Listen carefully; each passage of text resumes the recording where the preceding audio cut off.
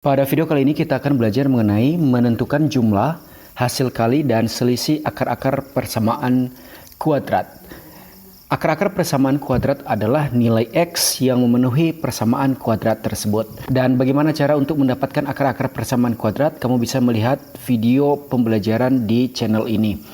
Nah, yang dimaksud dengan jumlah akar-akar persamaan kuadrat adalah X1 ditambah X2, ya. Itu nilainya berapa? Itu maksudnya adalah jumlah akar-akar persamaan kuadrat. Kita ketahui bahwa akar-akar persamaan kuadrat itu ada X1 dan ada X2. Jadi yang dimaksud dengan jumlah di sini adalah X1 ditambah X2. Nah, yang dimaksud dengan hasil kali akar-akar persamaan kuadrat adalah X1 dikali X2. Nah, itu berapa? Lalu yang dimaksud dengan selisih akar-akar persamaan kuadrat yaitu X1 dikurang X2 nilainya berapa? Sebelum kita melanjutkan membahas contoh soal ini, pastikan kamu sudah subscribe channel ini karena channel ini penting bagi kamu jika kamu sebagai siswa. X1 ditambah X2 itu adalah jumlah, ya. Jumlah akar-akar persamaan kuadrat. Nah, X1 ditambah X2 itu adalah min B per A. Nah, rumus X1 ditambah X2 adalah min B per A. Jadi, di persamaan kuadrat yang X kuadrat dikurang 6X ditambah 8, jelas di sana bahwa nilai A adalah 1, nilai B adalah negatif 6, dan nilai C adalah 8. Jadi kalau dibilang min B per A itu adalah nilai B adalah negatif 6 per A-nya adalah 1. Sehingga hasil ini adalah negatif dikali negatif, hasilnya adalah positif. 6 per 1 adalah 6. Jadi jumlah akar-akar persamaan kuadrat X kuadrat dikurang 6X ditambah 8 adalah 6. Kita lanjutkan. Kita masuk sekarang ke hasil kali. Hasil kali sudah Bapak jelaskan tadi di awal adalah X1 dikali X2. Nah, X1 dikali X2, X1 dikali X2 itu adalah C per A.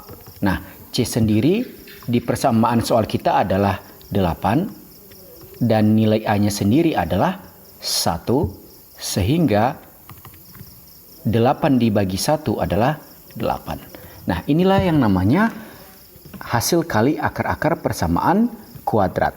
Nah, sekarang kita masuk ke pertanyaan ketiga adalah selisih akar-akar persamaan kuadrat.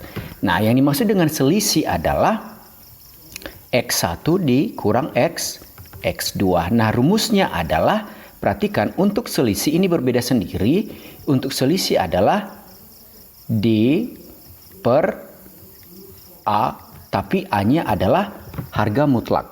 Nah, D sendiri itu adalah, yang ini ya, D itu adalah akar dari B kuadrat dikurang 4A dikali C, lalu per harga mutlak dari A. Itu ya, untuk X1 dikurang X2 sama dengan akar dari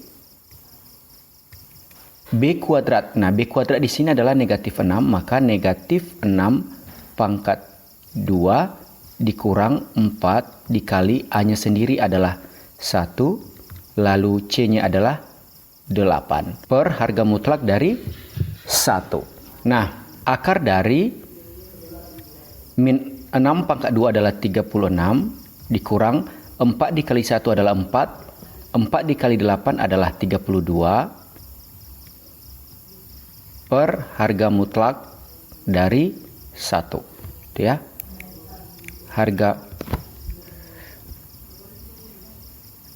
Harga mutlak dari 1. Nah, Bapak lanjutkan kata sini, X1 dikurang X2 sama dengan akar dari 36 dikurang 32 adalah 4, ya. Akar 4 ini yang dalam, dan harga mutlak 1 Sehingga akar 4 adalah 2 per harga mutlak 1. Itu ya, harga mutlak 1. Nah, perlu Bapak jelaskan apa yang disebut dengan harga mutlak atau nilai mutlak. Nah, untuk nilai mutlak itu bisa bernilai positif dan negatif. Nah, jadi untuk si